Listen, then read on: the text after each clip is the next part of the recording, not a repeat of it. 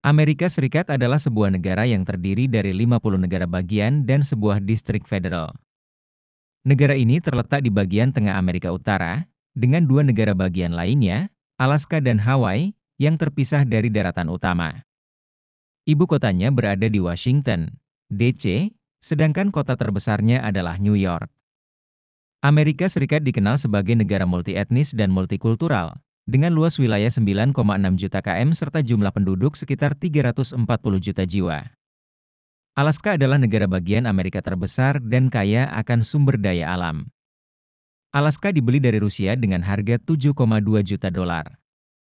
Asal-usul sebutan, Paman Sam, berasal dari Samuel Wilson, seorang penyuplai daging untuk tentara Amerika pada masa perang, yang menulis Jas di tong kayu. Tentara mengira Jas adalah singkatan dari Uncle Sam, yang kemudian menjadi simbol Amerika Serikat. Tanda Hollywood awalnya tertulis Hollywoodland.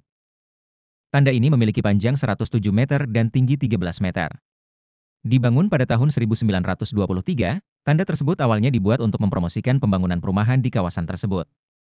Seiring waktu, tanda ini menjadi simbol industri perfilman Amerika Serikat yang terkenal di seluruh dunia. Sementara itu, Utah dikenal sebagai negara bagian paling bahagia di Amerika Serikat, karena berbagai faktor sosial dan tingkat kebahagiaan penduduknya yang tinggi.